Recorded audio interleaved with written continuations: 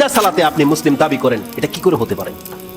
কে শিক্ষা দিয়েছে আপনাকে, বা কে আপনার মনের মধ্যে এই চিন্তা ঢুকিয়ে দিয়েছে যে আপনি নামাজ না পড়েও মুসলিম? এটা কোত্থেকে, এই ফতোয়াটা নিলেন কোত্থেকে, পেলেন কোথায়? এটা কোন হুজুর বলেছে? এটা কোন কিতাবে আছে? এটা আপনি কোরআনের কোন আয়াত পেয়ে গেছেন যার মাধ্যমে প্রমাণ হয়ে যাচ্ছে যে আমি বেনামাজি হলেও আল্লাহ আমাকে নাজাত দিয়ে দিবে? কোথায় আছে সেটা?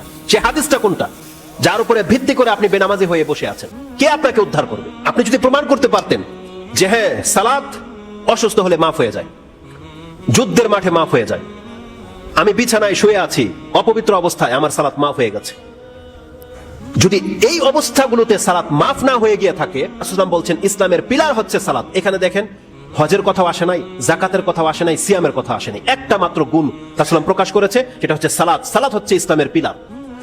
ওয়াজিরওয়াতু সানামিহি আল জিহাদ, এবং প্রত্যেকটা কিছুর উচ্চতর একটা স্থান থাকে যেটা শর্টকাট মানুষ এখানে পৌঁছে যাবে। রাসূল বলছেন সেই উচ্চতর জায়গায় পৌঁছতে হলে আপনাকে জিহাদ করতে হবে। জিহাদ আপনাকে খুব দ্রুত সেই জায়গায় পৌঁছে দেবে যে জায়গায় পৌঁছতে বহু মেহনত করতে হয়। কিন্তু জিহাদ এমন একটা ইবাদত যেটা করতে পারলে আপনি খুব দ্রুত সেখানে পৌঁছে যাবেন, শর্টকাট রাস্তা। ইসলাম টিকে থাকার পরে জিহাদ হলো এমন একটা ইবাদত যেটা আপনাকে এমন মর্যাদায় নিয়ে যাবে যে কোনো ব্যক্তি দীর্ঘকাল ইবাদত করে হয়তো সেখানে পৌঁছতে পারবে না। এটা হচ্ছে সানামহু আল জিহাদ। সুউচ্চতর স্থানটা হচ্ছে জিহাদের জন্য রেখে দেয়।